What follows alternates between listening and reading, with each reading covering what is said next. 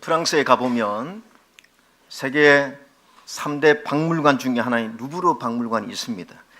루브르 박물관 안에는 엄청난 작품이 있는데 그 중에 최고의 작품을 하나 고르라고 한다면 여러분 모나리자입니다. 모나리자.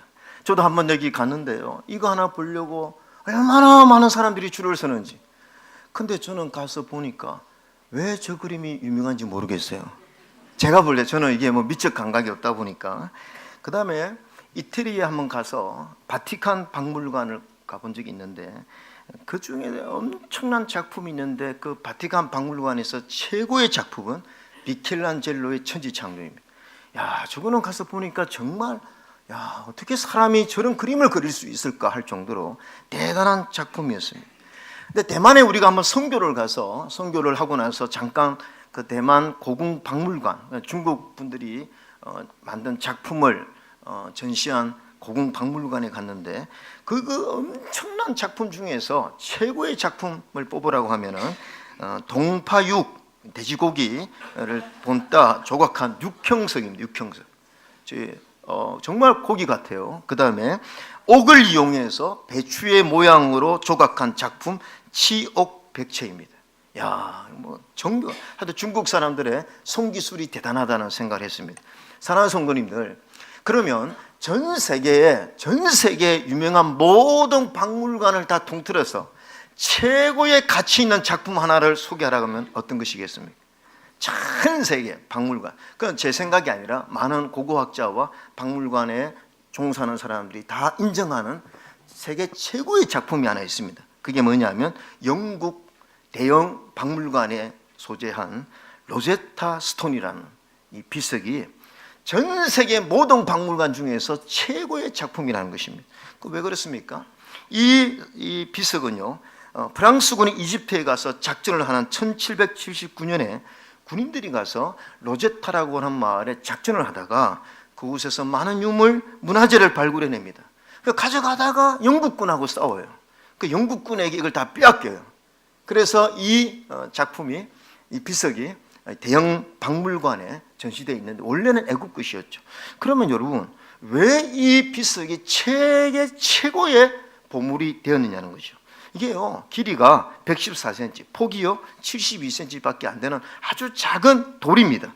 근데 이 조그마한 돌이 왜 세계 최고의 비석이 됐느냐 하면은 제일 위에는 상형 문자로 되어 있습니다.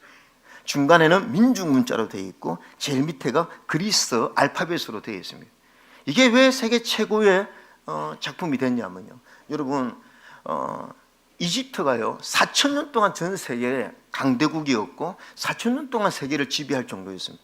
그래서 이집트는요 엄청난 문헌과 책과 또 알렉산드리아 문헌까지 엄청난 것들을 가지고 있습니다. 그런데 이집트의 문자는 상형 문자예요. 근데 이 상형 문자를 해석할 수가 없는 거예요. 고고학자들이 아무리 발견하려고 해도 아무리 침착만 하지만 이 상형 문자를 모르니까 이 이집트의 문명 속에 있는 그런 책이나 역사나 이런 것들을 잘 알 수 없었습니다. 그런데 오늘 이 비석이 상형 문자, 그 다음에 중간에 민중 언어, 그 밑에 그리스어를 같이 번역을 해놨기 때문에 이 그리스어를 통해서 상형 문자를 해독하는 길이 열린 거예요. 그래서 이 비석 하나가 4,000년 동안 닫혀 있었던 이집트의 모든 문화를 해석하는 그런 길이 된 것입니다. 여러분, 제가 오늘 왜 이 이야기를 서론에 말씀드리느냐 하면, 여러분, 왜 교회는 이렇게 적극적으로 왜 자꾸 교회 나오라고 그러고 예수님의 십자가를 자꾸 설명하려고 그러고 오늘 여러분들 막 귀찮게 해서 왜 교회 나오라고 그러고 제가 오늘 여러분에게 이 진리를 선포하느냐 하면, 오늘 그리스도 예수 그리스도와 십자가는 이 죽음의 세계, 인간에게 영원히 닫혀져 있는 이 영원한 미지의 세계, 죽음의 세계를 알려주는 비결이기 때문에 그런 줄로 믿습니다. 죽음의 세계는요, 그 누구도 몰라요. 완전히 미지의 세계입니다. 인간은 아무리 똑똑해도 어디서 왔으며 지금 내가 왜 살고 있으며 앞으로 죽으면 어디로 가야 하는지 인간 실존의 문제를 대답해 줄 사람이 없습니다. 유교를 창시한 공자도요 솔직하게 이 부분에 대답했습니다. 내가 아침에 이 진리를 알면 나는 저녁에 죽어도 한이 없다. 그렇게 고백했습니다. 여러분, 우리 인생 미지의 세계, 죽음의 세계를 잘 알지 못하는 어리석은 인생에 대해서 그 유명한 철학자 톨스토이의 참회록에서는 이런 우화를 이야기하고 있는데, 어떤 나그네가 광야를 지나다가 굶주린 사자를 만난 거예요. 그래서 그 사자에게 쫓겨서 가다가 피할 길이 동굴이 하나 있는데 그 동굴 속에 우물이 있어서 그 우물 속에 들어가니까 밑에는 뭐가 있느냐, 뱀이, 독사가 죽이려고 기다리고 있는 거죠. 올라가지도 못하고 내려가지도 못하고 그 우물 속에 뻗어 있는 작은 감목 가지에 손을 잡고 붙들고 대롱대롱 매달리고 있는데, 조금 있으니까 흰지와 검은지가 나타나서 그 가지를 갉아먹고 있는 거죠.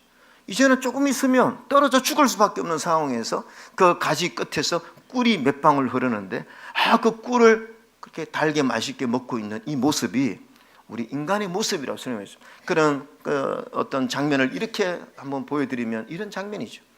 이 사자는 무엇을 톨스토이가 얘기했습니까? 세월이라고 합니다. 우리 인간은 다 시간 속에 쫓기고 산다는 것입니다. 그 다음에 뱀은 무엇을 상징합니까? 죽음을 상징한다는 것이죠. 그 다음에 여러분, 이 흰지와 검은지는 낮과 밤이라는 거죠.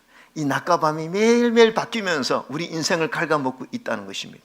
그런데 작은 감몽가지에서 흐르는 그 꿀, 잠깐 먹어서 잠깐 달콤한 그 꿀이 뭐냐? 우리가 지금 하는 사업, 어떤 아파트, 좋은 차, 나의 성취, 이런 것들에 초점을 맞추면서 인간이 어떻게 될지를 모르고 그냥 오늘 하루를 살아가는 인생, 이 어리석은 인생을 톨스토이가 이렇게 이야기하고 있습니다. 여러분, 오늘 예수님은 누가복음에도 이런 비슷한 말씀을 하셨어요. 예수님이 어떤 비유를 하셨느냐, 어떤 부자가 농사가 너무 잘 되는 거예요. 사업이 너무 잘 되는 거예요. 이제 이 사업이 잘 되고 농사가 잘 되니까 곡간을, 창고를 더 크게 지어서 거기에 곡식물을 놓고 거기에 내 재산을 갖다 놓고 나는 평생 안락을 누리면서 내가 살아야 되겠다, 이렇게 생각했습니다. 근데 하나님 뭐라고 말씀하셨냐면, 이런 사람을 향해서 어리석은 자여, 오늘 밤에 내 영혼을 도로 찾으리니 그러면 내 준비한 것이 누구의 것이 되겠느냐. 지금 이렇게 우리에게 도전하셨거든요. 여러분, 모든 인생이 시작했다면 반드시 죽음이라는 끝이 우리를 기다리고 있다는 사실을 알아야 됩니다. 여러분, 이번 주에 우리 국민에게 사랑을 받았던 우리 김수미 배우가 갑자기 심정지로 죽게 되었습니다. 우리 김수미 그분은 기독교인입니다. 집사님이고 또 아주 교회에서 간증하는 걸 들어볼 때에 참 신앙이 좋은 분인데 안타깝게 죽었습니다. 여러분, 죽음이라는 것은 인기 있는 배우라도 피해갈 수가 없고요, 권력 있는 정치인도 피해갈 수 없고, 그 누구도 이 죽음을 피해갈 사람이 없다는 것입니다. 반드시 한 번은 겪어야 될 인생의 관문이라는 거죠. 그러면 모든 사람이 가야 하는 죽음 이후의 세계가 어떠합니까? 이것을 풀 사람이 없다는 것입니다. 아무리 인간이 위대해도 죽음 이후의 미지의 세계를 밝힐 사람이 없다는 것이죠. 여러분, 이집트의 그 비밀, 상형 문자의 비밀을 풀게 하는 것이 로제타 스톤이라면, 영원한 세계, 죽음의 세계, 미지의 세계를 풀게 하는 것은 예수 그리스도의 십자가밖에 없는 줄로 믿습니다. 그래서 우리는 이 십자가를 여러분에게 전하는 거죠. 오늘 저는 짧은 시간에 여러분들에게 십자가의 복음이 왜 중요하냐, 이게 왜 우리에게 기쁜 소식이냐, 이게 왜 진리이냐를 간단하게 말씀드립니다. 여러분, 성경은 하나님의 존재에 대해서 증명하려고 하지 않습니다.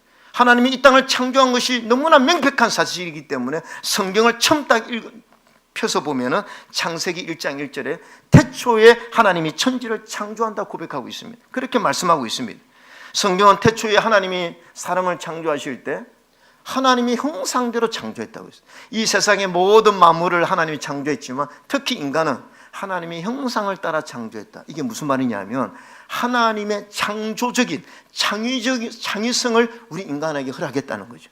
그래서 여러분, 침팬지라든지 동물 중에서도 IQ가 높은 동물이 있지만 수천 년 전 그 동물이 지금도 똑같습니다.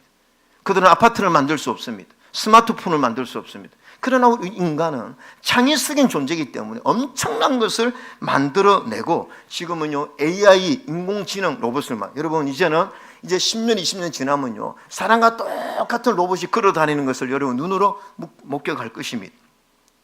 자, 하나님은 왜 그러면 인간을 창조하셨을까요? 성경은 하나님은 사랑이라고 말씀하세요. 우리 인간을 복된 존재로, 복을 누리기 위해서 우리 인간을 창조하셨다는 것입니다. 그러면 여러분, 하나님은 사랑이시고 우리 인간에게 이 엄청난 축복을 주셨는데 왜 우리 인간은 불행이 반복되는가 이겁니다. 왜 우리 인간은 행복한 사람보다는 불행한 사람이 많은가 이것입니다. 대한민국 2021년 기준으로 여러분, 수면제를 먹어도 잠을 못 이루는, 그러니까 수면제 먹으면 잠이 와야 되지 않습니까? 근데 수면제를 먹어도 잠을 이루지 못하는 불면증 환자가 대한민국에 70만 명이래요. 그러면요, 잠을 못 자는 사람, 스트레스와 염려와 이런 것 때문에 잠을 못 자는 사람이 수백만 명이라는 것입니다. 그러니까 엄청나게 많은 사람이 불행한 삶을 겪고 또 불행을 느끼면서 살아가고 있다는 것입니다. 여러분, 지금 왜 사람은 사람을 서로 죽이고 전쟁이 끊임이 없고 그 문제를 해결할 수 없고 왜 이렇게 악한 유서들이 많이 나옵니까? 여러분, 성경은 그것을 사회적인 문제, 정치적인 문제라고 말하지 않습니다. 그 원인을 우리 인간에게 있는 죄라고 말씀하고 있습니다. 그래서 로마서 3장 23절에 모든 사람이 죄를 범하였음에 이 하나님의 영광에 이르지 못한다는 게, 모든 인간에게 죄가 들어온 이후로 그 죄가 우리를 다스리기 때문에 우리 인간에게는 불행이 연속된다고 성경은 말하고 있습니다. 철학자 중에 칸트라고 하는 사람이 우리 인간의 도덕성에 대해서 이렇게 말했습니다. 하늘에는 별이 있고 사람의 속에는 도덕적인 의식이 있다. 이게 무슨 말이냐면 하나님이 우리에게, 우리 죄인된 우리에게도 양심을 주셨다는 것이죠. 그러니까 우리, 저 사람 그래 양심이 있네. 저 사람 왜 양심이 없지? 인간에게는 누구나 양심이 있기 때문에 우리에게 죄가 들어왔어도 우리 인간의 양심으로 그 죄를 나름 컨트롤한다는 거예요. 그래서 착한 사람도 많고 착하게 살려고 하는 사람도 우리 주변에 많다는 것입니다.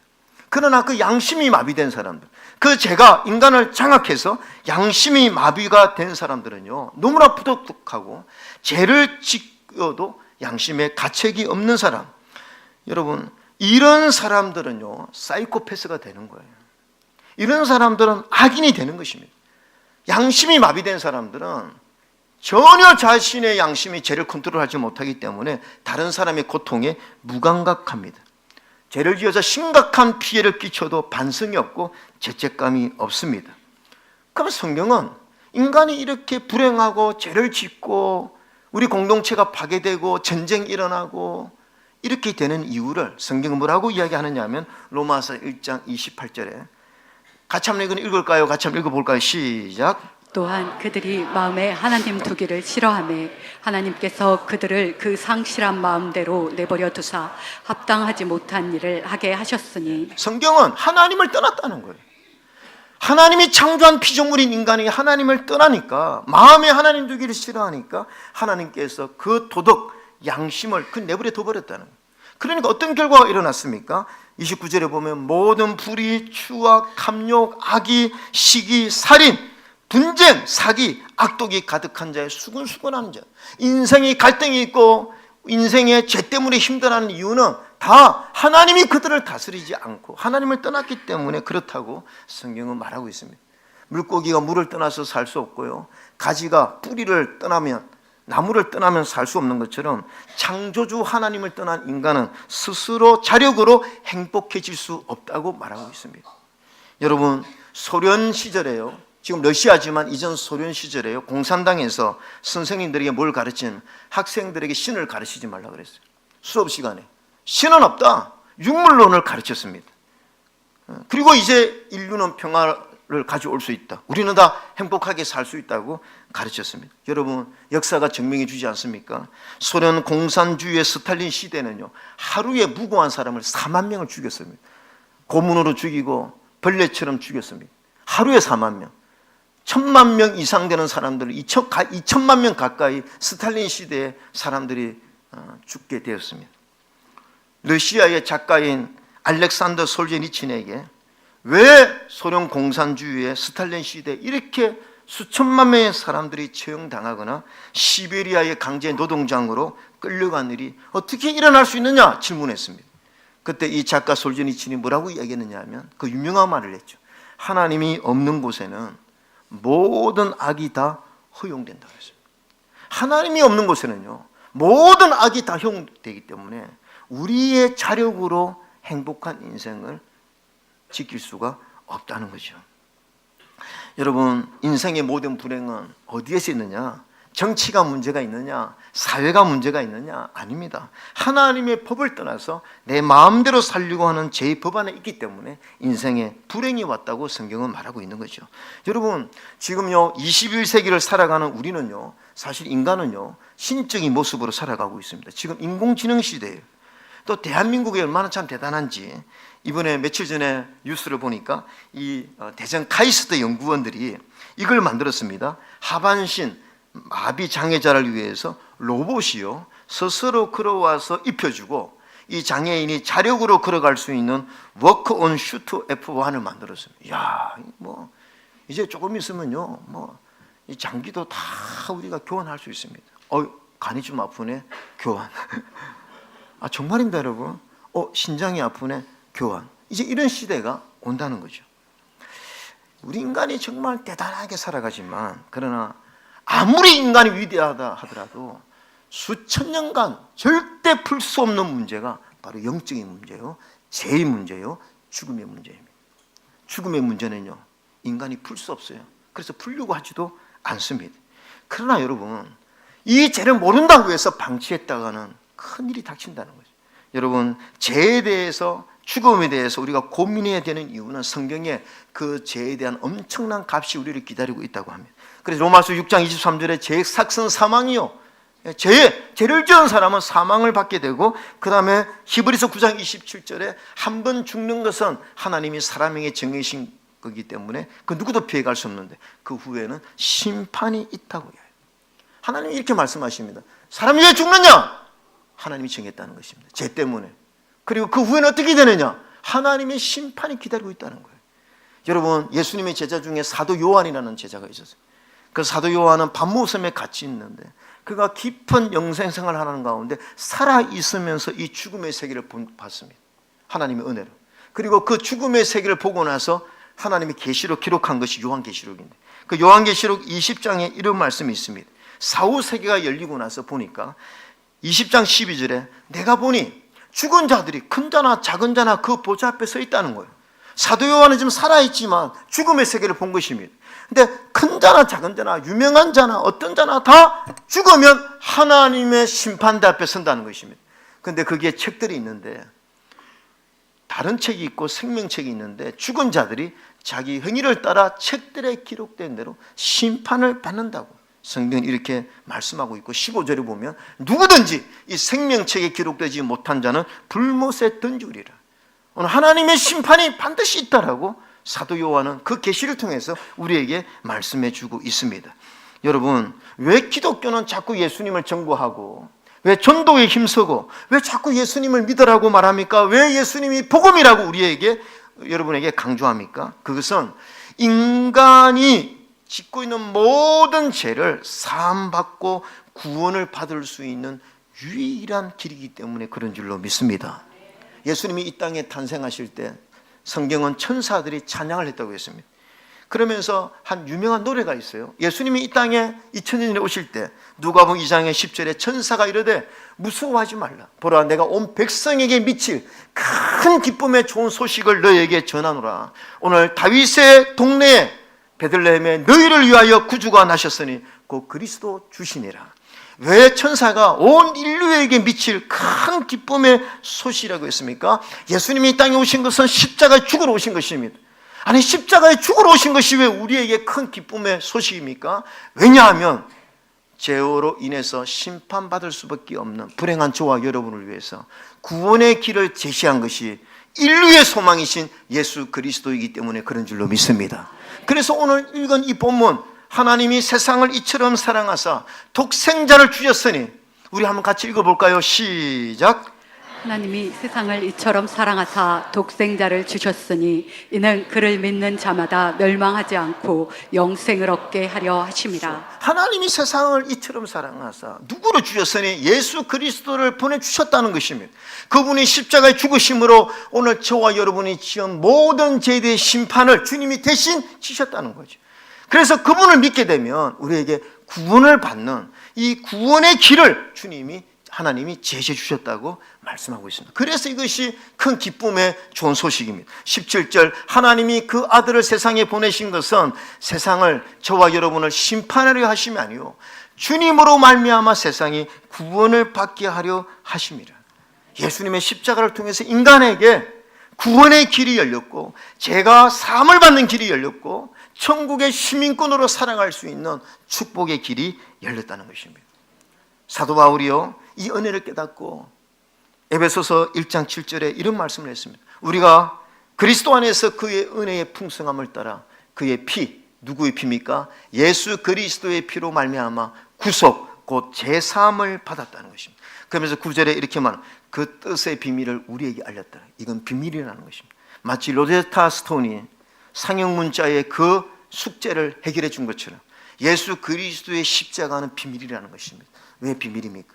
인간이 어떻게 제삼을 받고 어떻게 구원을 얻을 수 있는가 하는 유일한 길이기 때문에 이 비밀인데, 그 비밀을 복음을 통해서 오늘 우리에게 알렸다는 것입니다. 여러분, 그래서 요한복음 5장 24절에 이런 말씀이 있습니다. 우리 주님의 말씀이에요. 우리 주님 이 땅에 오셔서 하신 말씀, 내가 진실로 너에게 이른다. 내 말을 듣고 또 나 보내신 이를 믿는 자는 영생을 얻었고 심판에 이르지 아니하나니 사망에서 생명으로 옮겨내니라. 할렐루야. 예수 그리스도를 믿으면 누구든지 심판을 받지 않는다는 것입니다. 이미 영원한 생명을 얻었다는 것입니다. 사망에서 생명으로 옮겨진다는 것이죠. 사랑하는 성도님들, 오늘 저희 교회 처음 오신 분들, 왜 예수 그리스도의 십자가가 우리에게 복음입니까? 왜 기쁜 소식입니까? 이것은 누구든지 이 혜택과 축복을 누릴 수 있기 때문이에요. 조건이 없습니다. 어떤 공부를 많이 해야 된다든지, 어떤 돈이 있어야 된다든지, 아무 조건이 없습니다. 누구든지 이 엄청난 혜택과 선물을 받을 수가 있는 이유는 이것이 우리에게서 난 것이 아니에요. 그래서 에베소서 2장 8절에 너희가 그 은혜를 인하여 믿음으로 말미암아 구원을 얻었나니 이것이 너희에게서 난 것이 아니요 하나님의 선물이라고 그랬습니다. 여러분, 선물이 무엇입니까? 내가 오늘 우리 성도들에게 어떤 선물을 준비했다고 생각해 봅시다. 그래서 선물을 준비하면 내가 선물을 준비한 것이지 선물을 받는 사람은 할 것이 아무것도 없어요. 만약에 이걸 받는 것이 뇌물이라고 한다 그러면 이게 부담이 되죠. 그러나 순수하게 선물이면요, 선물은 내가 준비하는 것입니다. 그럼 우리 성도님이 내 선물을 받으면 성도님의 것이 되는 것입니다. 여러분, 구원은요 철저하게 하나님이 준비한 거예요. 하나님이 십자가의 희생을 통해서 이 구원을 준비한 것입니다. 우리가 할 일은 뭐냐? 그 선물을 받으면 되는 거예요. 그 받는 것이 뭐냐? 주 예수 그리스도를 믿는 거예요. 이 복음의 사실을 받는 것입니다.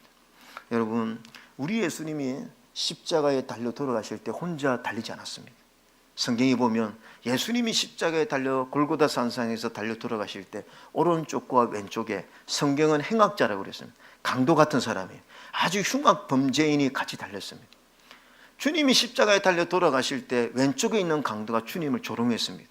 당신 말이야 하나님의 아들이라고 그러고 당신이 구세주라고 그러면서 너 하나도 구원 못하느냐 이러면서 조롱했습니다. 그때 오른쪽에 있는 강도가 꾸짖었어요. 너와 나는 죄를 많이 지어서 십자가에 달린 것이지 예수님은 죄가 없다. 그러면서 이 오른쪽에 있는 강도가 주님에게 뭐라고 말씀하셨냐면 42절에 이르되 예수여 당신의 나라에 임하실 때에 나를 기억하소서. 지금 이 흉악자는요 평생을 죄만 짓고 살아온 거예요.